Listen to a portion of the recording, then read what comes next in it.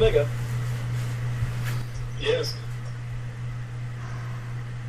So I was shopping on my pre-Black Friday, shopping routine, clicking around on the internet, and I saw that there were some new releases. You don't say. I do, and I was looking around, my Newegg site, and I was looking around Amazon, and there's all these new releases coming out. But there was one release that made me say, oh no. Let's start the show.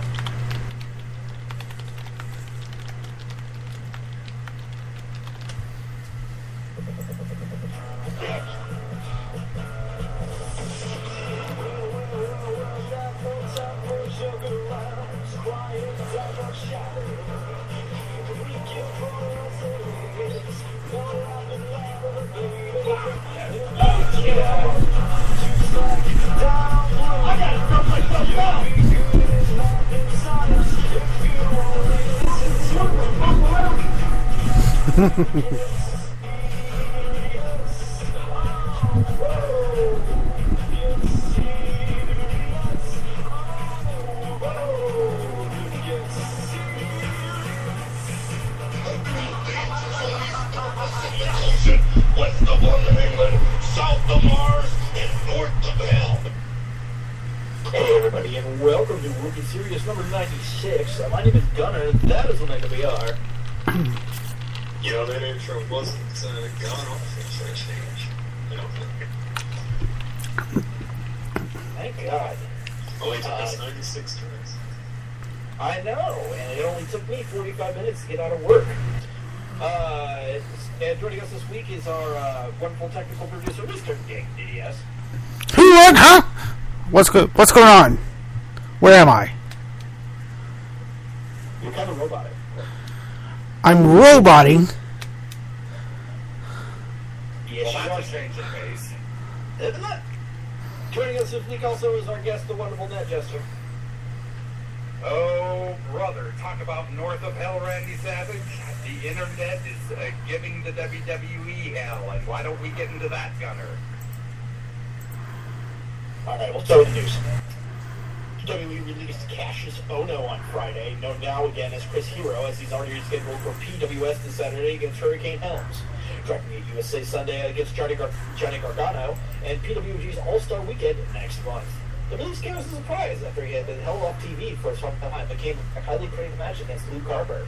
No word on why he was released, although he had been criticized for apparently skipping gym time. WWE also released several people in Stanford office, including Triple H's main assistant, while moving the head of talent relations, Jake Gittes, directly in preparation for the launch of the WWE Network. Cassius Ono is released. This is a sad, sad day, but here's the annoying part about this. I do not think this is the last we'll see it at WWE. Do you agree? Do you disagree? How do you feel? Besides shitty. All I can say is it better not be. He actually did release a statement on his, I think, Facebook. A lengthy statement where he basically did mention things like, Antonio Cesaro, who had been released himself before coming back. And even Daniel Bryan, too. He was signed very early in his career. So, I think it's possible. I'm not sure what the circumstances of the release were. I think that's really what kind of is getting people, because those rumors that, they were sore at him for skipping gym time, that maybe he wasn't quite in shape, but then he got in shape, and then they let him go anyway, that kind of thing.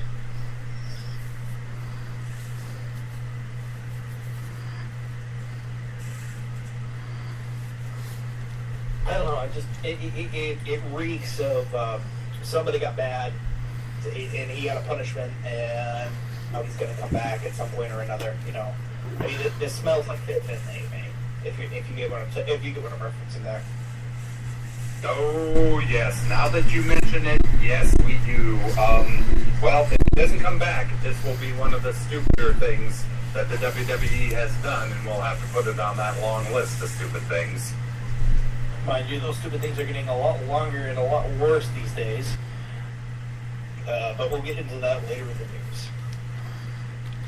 It's not so much that he got released, like I said, because he doesn't necessarily have the best reputation of being a, quote-unquote flexible guy, but at the same time, I think everyone can agree that it's not a happy occurrence. Speaking of happy occurrences, TNA, well, the big rumor that Smashing Pumpkins frontman and Resistance Pro Wrestling owner Billy Corgan was the big name interested in buying TNA was actually debunked by Dave Meltzer.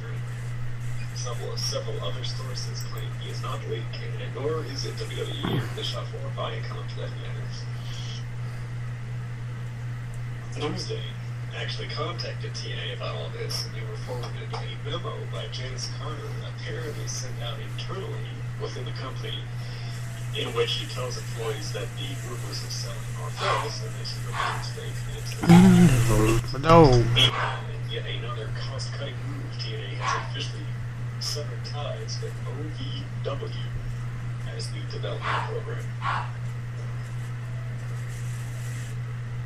So and that relationship was doomed from the beginning. I mean, it was a good idea in theory when TNA had quote money, but the way that they handled themselves and the way they handled people in OVW, come on, they weren't serious about it. They were from what I understand, the entire situation was mishandled, and they should have never done it in the first place.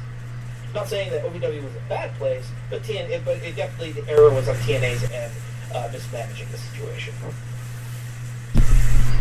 Well, it's kind of like how they do gut check, and what's her name? Taylor Hendricks gets quote unquote hired, but then she only appears in like 2 impacts after that.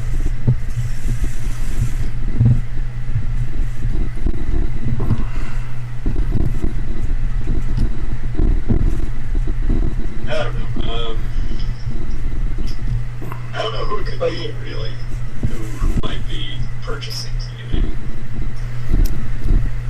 I would prefer it to be Billy Corgan. If that rumor was real, man, that'd be so cool. He is a great. If guy Unique Styles would be stuck in his quote emo gimmick forever. Yeah, pretty much. But in all seriousness, TNA, I hope you are selling. I hope you are. If you're not selling, then I hope the Carters are really committed to this product because they need some sort of solidarity beyond, Janice Carter hushing everybody up. Yeah, and everybody to shut up about it. 95% sure. So basically what's going to happen here, I expect, by the end of the year, do you think? In the next, 6 weeks? That will hear some kind of announcement, possible, but I wouldn't put money on it. Perhaps. If there's somebody at a series stage like when it was rumored to be, then perhaps. If not, then,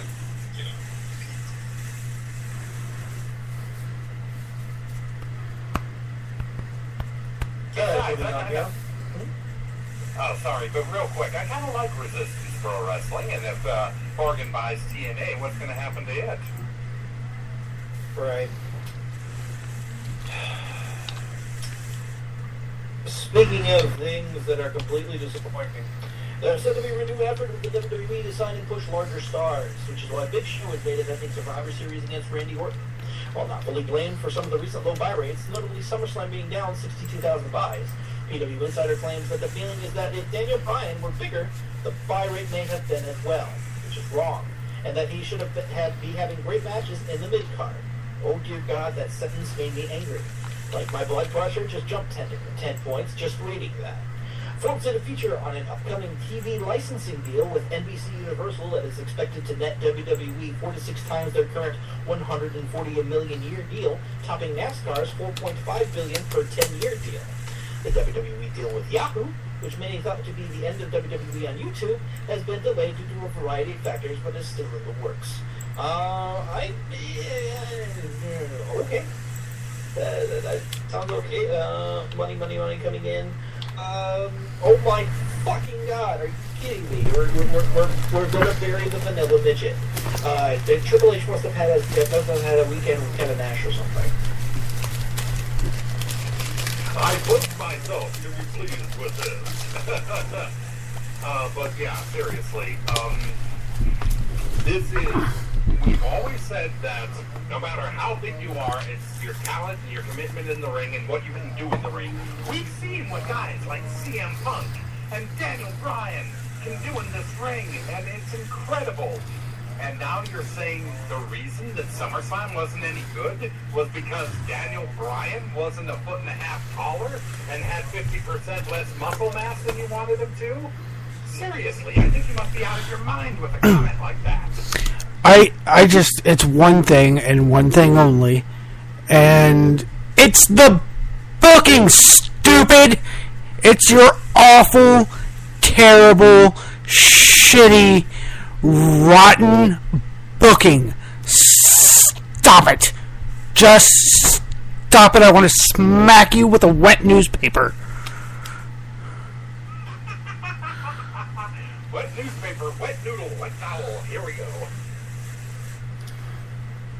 Part of me doesn't even really believe that they believe that, to be honest with you. I think Sorry to interrupt, but hold their cheeks.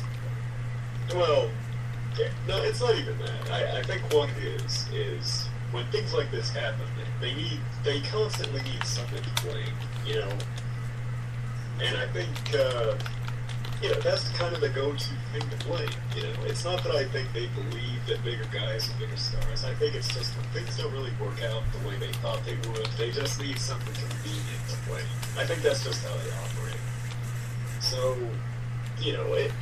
despite the fact that, that most of these cards, they barely announce half of it ahead of time, and they really put all of their eggs in a couple of baskets with these main event matches. And the fact that, a lot of, just in general, a lot of the things that they do are not very well thought out. They're sort of, they're taken for granted, really. Basically what I'm saying is, they need someone to blame, but it will never be themselves. And that's why you get these cockamamie ideas about how, let's put Big Show in the main event instead. Surely that would work. Let's bring Kali back to television. Surely that would, you know what I mean? Oh, Jesus Christ. But the good thing about this is that Luke Harper's getting a push, and hey, look at that. He ain't doing half bad. Well, see that'll last until creative's like, okay, we've got this guy, and he's getting over. Now what do we do? And they're like, I don't know. I don't know what to do. And then they're like, well, we're sorry, we have nothing for you, and we wish you the best in your future endeavors. Let's transition into this tragedy here as we talk about John Cena and Randy Orton, who are apparently expected to remain champions until Elimination Chamber, if not WrestleMania itself. The world title, of course, being treated equal to the WWE title since John Cena has it. More WrestleMania plans, we mentioned Ryback versus Goldberg before, which they still won, of course. Or perhaps Ryback versus Big Show if that deal doesn't work out.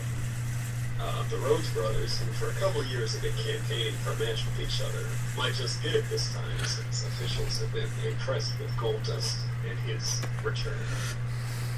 CM Punk may be pegged to win Royal Rumble and face Randy Orton for the WWE Championship at WrestleMania, possibly the main event to close out the show. And although he insists he will not wrestle another match, many are wondering if Shawn Michaels will indeed return for a match, perhaps against Daniel Bryan. And also add, I believe, apparently they legitimately thought that maybe they could do Triple H versus Steve Austin for quote-unquote control of the WWE with Vince in Austin's corner, but that's not going to happen. That would be the worst fucking possible idea. I don't know why. Well,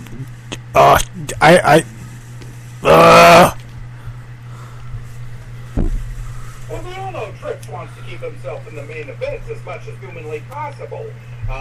Lord knows that if he were physically capable, we'd love to see Stone Cold back, but we know he's not, so that ain't gonna happen.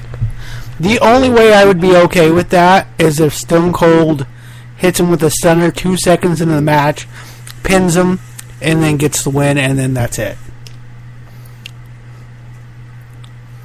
But you know, there's no way in hell Trips would let that happen. Fucking buried. Well, even beyond all that, I think, Steve Austin would actually come back and wrestle another match. I think, nothing against Triple H, but Triple H would be one of the last guys I think people would want to be that person.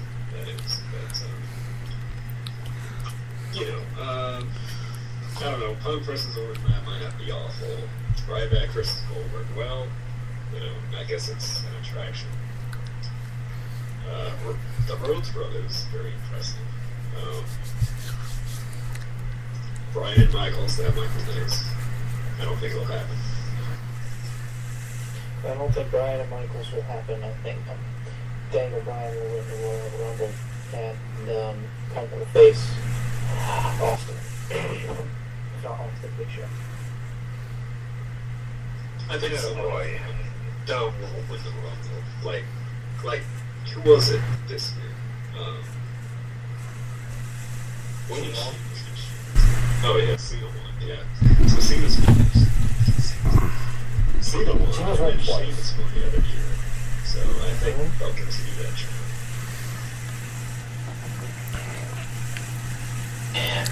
Okay, Ryback versus Sheamus.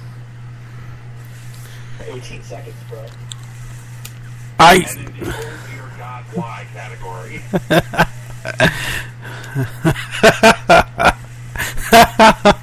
No.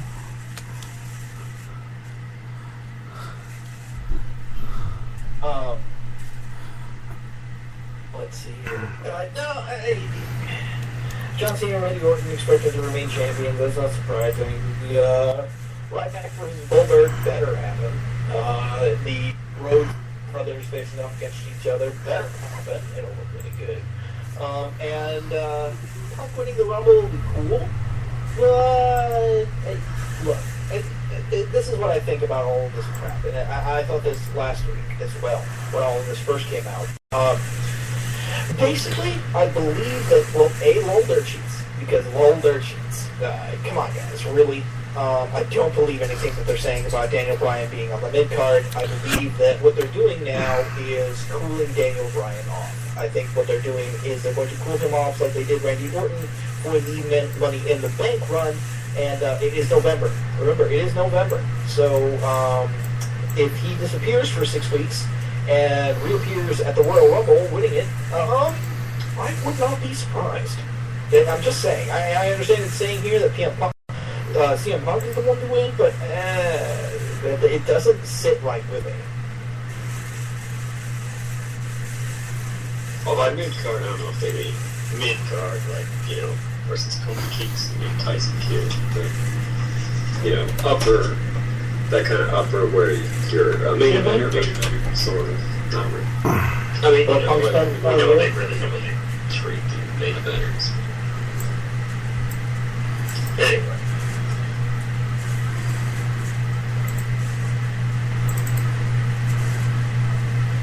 Is it my turn? Yes, it is. Okay, I'm sorry about that.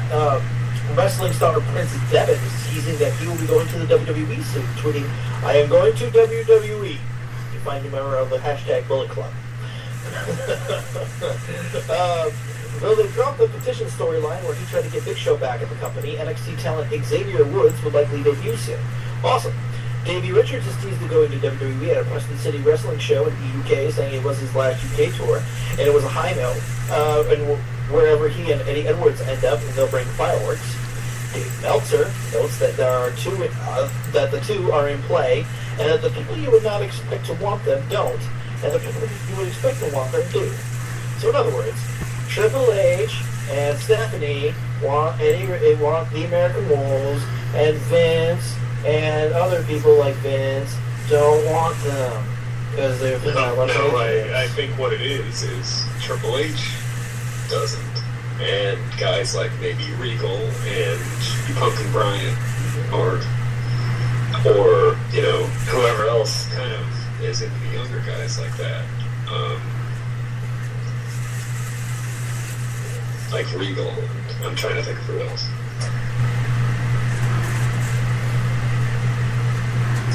People like in the backstage area.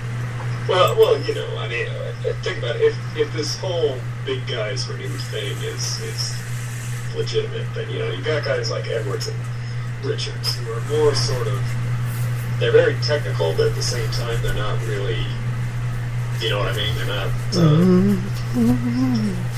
they have a certain way about them that's not quite powerhouse, and it's got a little bit of high flyer in it, and you know. It's an eclectic mix, we could say.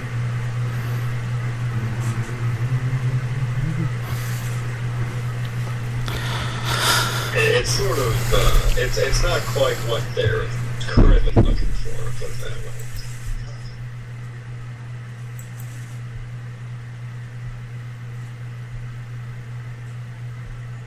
I expect him to get the Paul London and heat treatment. No, crap. Well, actually, for treatment. Since you bring it up, if there's one thing going for them, it is the fact that they're a tag team, and they're still pretty heavily into tag teams, it seems. And really, that's one of the better parts of the show. Absolutely. I mean, they rebuilt the tag team division to something that's actually respectable as opposed to what they made the Diva division at this point. Exactly. And I wish they would get off their asses and move the Ascension up to the main card. It's actually kind of amazing that we can still say that, because, you know, half the tag division are guys like 3MB and the Usos, Real Americans and primetime players, guys who still, you know, that they're on the shows and they're doing decent matches, but they're still sort of, you know what I mean, doing WWE style promos, you know.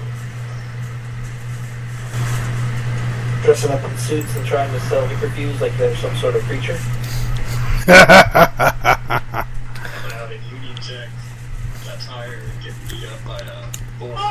All of my why.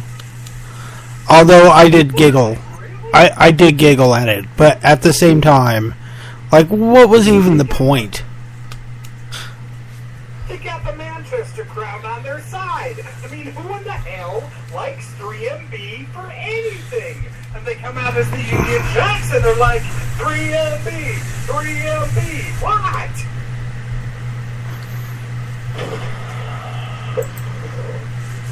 It looked like a terrible show from the spoilers, so I totally missed Raw last night. But like, well, it wasn't awful, but it wasn't. It was probably. I'd say a 6 or a 7. Okay. Shall we wrap up with our last little bit here? Yeah. Well, anyway, that's your first time. Lisa Marie Veron might be getting a reality show revolving around her Chicago pizza and burger restaurants, where it's circle as the producers of Hardcore Pond, Chicago are interested.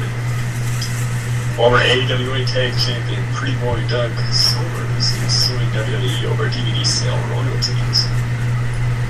And Variety reports that Film Roman will co-finance and co-produce a new animated web series called Camp WWE, an adult-themed series about young WWE stars being molded into top superstars by counselor Vince McMahon. Meanwhile, a more kid-friendly cartoon called Slant City is expected to debut soon before WrestleMania in conjunction with the WWE Rumblers line of toys. You know, I saw what I think is supposed to be concept art for that Camp WWE one, and I think it's supposed to be Sheamus, but he looks like a pasty ginger version of Roger Klotz.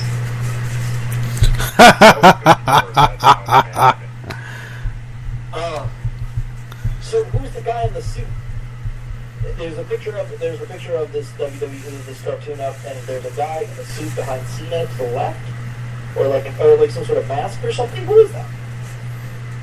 I don't think I've seen that image. I don't think I have either.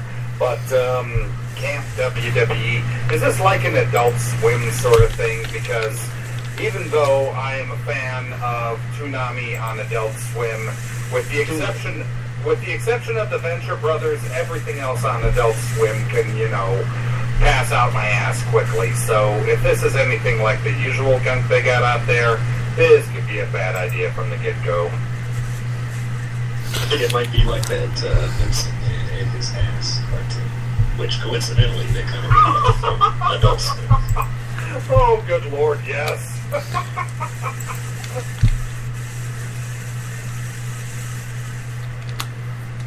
Oh my God, I'm looking at the concept art that Gunner just linked us.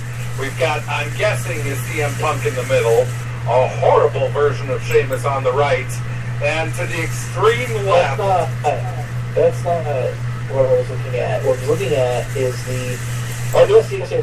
It's got a whole bunch of stuff, but it's like something like Shredder, like he's like right in the background behind Cena or something. Is that like?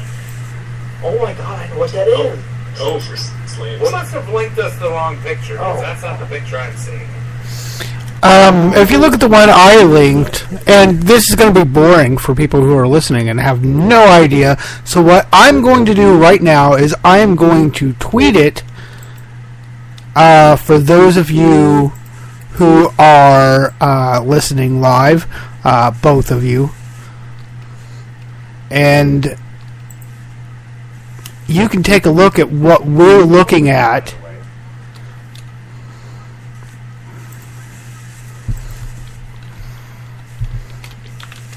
So basically, what's going on here is that it's this image. It's kind of toony. Kind of looks like clay, maybe a little bit, but it's like a CGI type thing. If you've seen those Rumblers toys, the little mini it's like kind of super deformed versions of the stars. It's like that, only CGI. So who is it then, Gunner? In this picture, we have shit on the from going from top left, and we're going to swing around counterclockwise. Sheamus, Dolph Ziggler, Rey Mysterio, Big Show. I believe is that Cody Rhodes? I think. No. Yeah, it's the Miz. Yes, it's the Miz. And then and then we have Cena, and then we have some guy in a suit. And then we have Punk, and then we have Barrett, and then we have Del Rio, and we have Lesnar, and we have Kane. But the guy in the suit, before seeing Kane up in the top right corner, I thought was going to be Suit Kane, like Corporate Kane. That's what I thought too. I think it's a villain created for the show, essentially. Exactly. Yeah, he's got some kind of like, S&M type mask on. He's got a suit. His tie has a red F on it. Kind of stereotypical corporate cartoony villain guy. And the sleeves are right off the suit, so this guy's got we can see his guns pretty well. And it looks like there is a lightning bolt on his leg next to his crotch.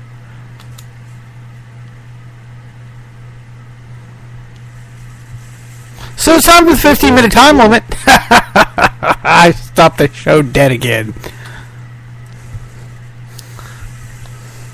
We'll stop the 15-minute time limit.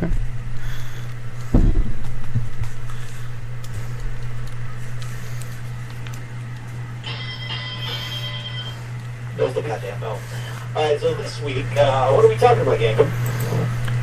Well, I don't know. Normally you do this, but I just had to come up with something on the fly. So, I just put in what happens if this podcast were to buy TNA, how long before we run it into the ground. I think we could do it. I think we could do it faster than if Russo bought it. Okay, so basically, here's the idea. we somehow come up with the money to buy TNA, Netjester wins the lottery. Netjester, you won the lottery. We're going to buy TNA. I thought that was why Omega BR asked to borrow $40 earlier, was to buy TNA. Okay, so whichever. Alright, Netjester, since you are CEO, what is your first 3 actions after you bought the company?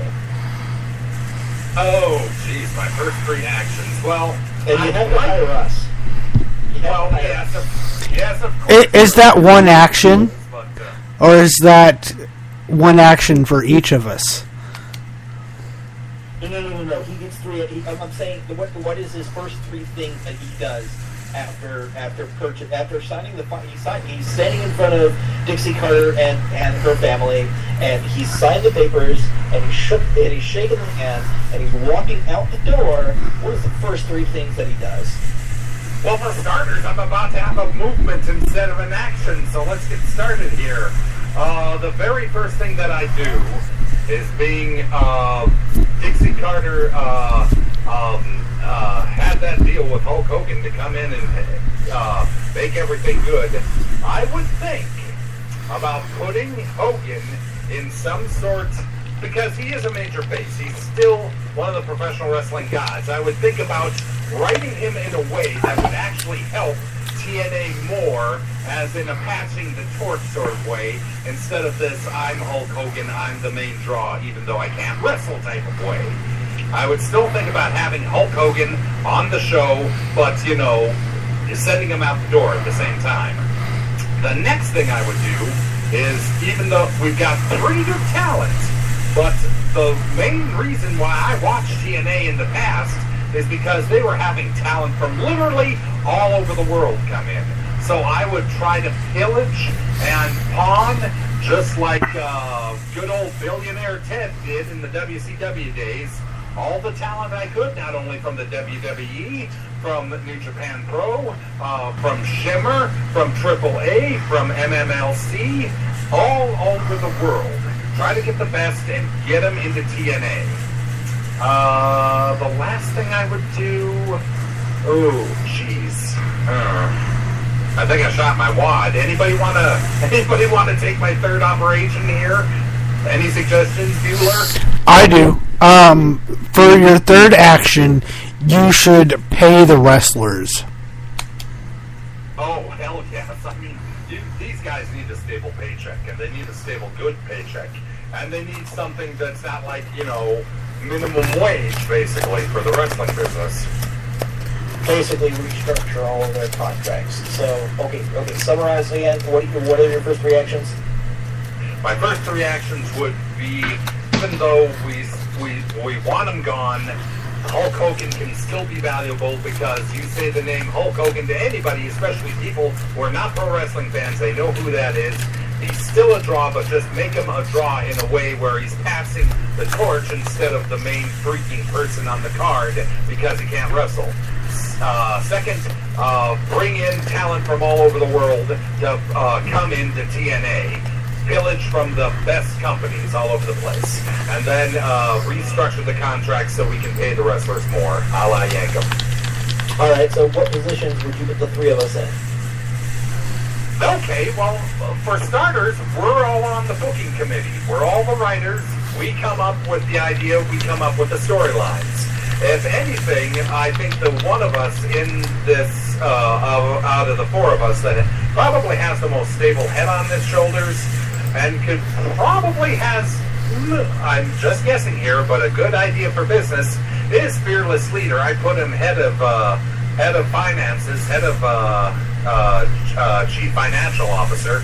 As far as Yankum, he's got feet on the ground as far as internet and how to make us a force on the net, social media, and all that good stuff. And you, Kimosabi Gunner, you got from, and I think this is well known as fact, you have actually been in the pro wrestling business with, you've been related with companies like in the pro wrestling business. So you actually have contacts you actually know who to talk to. So I'd make you, what's the, So basically that Triple H's job. Yeah, I'd have Triple H's job. Omega would be Janice Carter, and Yankum would be Don West.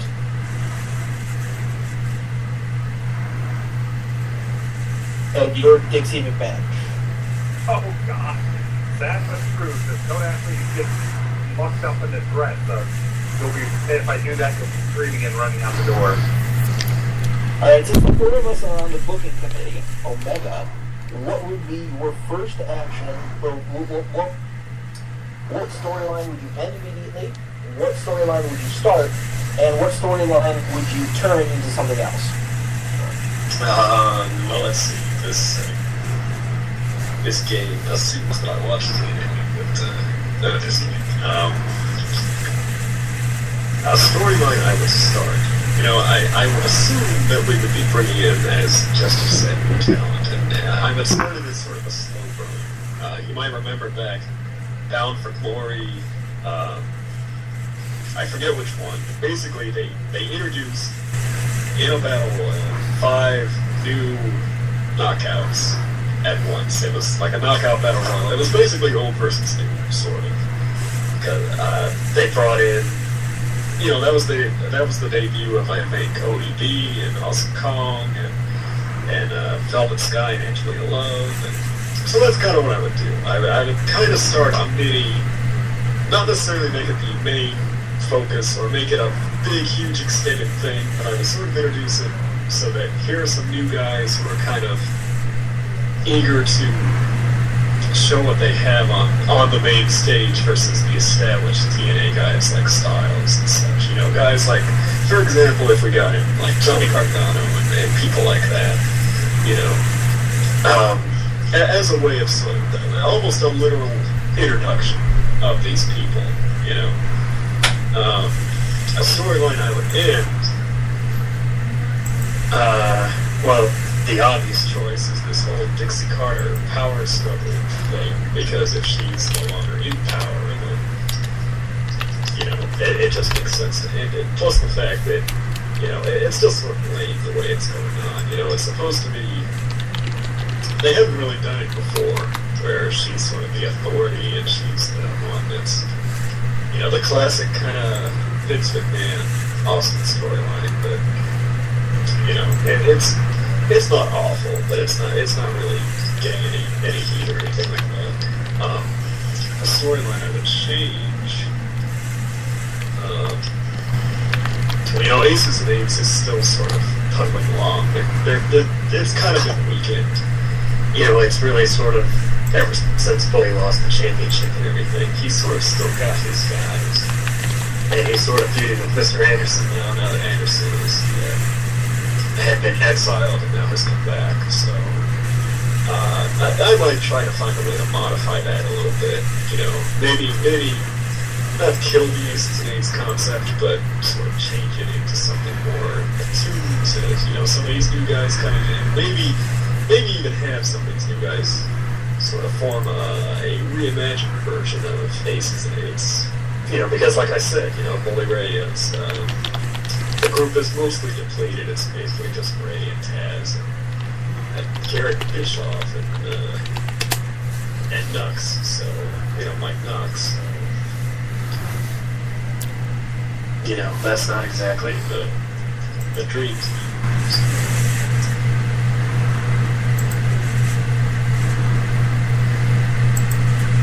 Okay, I will. Okay. I would just say that go ahead and give us your ideas, Yankum. Yankum, you, alright, how about this? You are assigned the lower tier titles. What do you do with the tag team division? What do you do with the women's division? And what do you do with the X division? Well, the X division seems to mostly be tournament based. I really don't know a whole lot about TNA, but I believe that's true, possibly. So I would actually keep that and probably put more focus on that tournament aspect of it. With people getting knocked out and having to scratch and claw their way to get even just a chance to face people for that title. As far as the tag teams go, I probably wouldn't move them around very much. Those are probably titles that I would want to put on people and keep them on people for a while, because that's a good way to to have people be dominant and basically the idea is the less you have the titles bouncing around, the stronger the people who are holding it look. So that would be those two sets of titles would be closer to they would be more important because they wouldn't get hot-shotted around. The Knockouts division definitely needs an infusion of talent. It also needs to be treated more seriously because the talent that they do have is really good. So they shouldn't have to work at Sunglass Hut as a side job. I would definitely give them more to do as far as storylines go and let them really work the great matches that I know that they're capable of working. Yeah, so a little bit on the Divas division myself. I know that unfortunately she can't physically wrestle anymore, but you can still have one of the most beloved women's wrestlers out there today still in TNA in some sort of division, like sort of head of the division, what Brooke Hogan had until she was sort of kicked out. Why not bring in Scream Queen Daphne in to try to fill some sort of role to, give a shot of the arm into the division some way? And that way, you can not only bring in viewers, it could also be, showing respect to somebody who was a major draw in so many ways in so many different companies. So is there anything else we're missing, guys? Is there anything else as owners of this company that we extra should bring in, do you think? Hire Raven as a booker? Ooh, that might be a good idea. I would definitely... He would be just incredible to have in on that, because he has a genius mind for wrestling. Also, I know you guys are going to say no, but I like him. Can we bring back Corny? Oh, Cornette! I wouldn't mind. He is one. You get that guy worked up, and he is freaking on a roll, for God's sake. I want him as some way. I would just want him around just to get him mad and watch him react to things. He can take the tickets. Omega BR. Apparently not a big Cornette fan. Well, it's not bad. I just think, he, I don't know.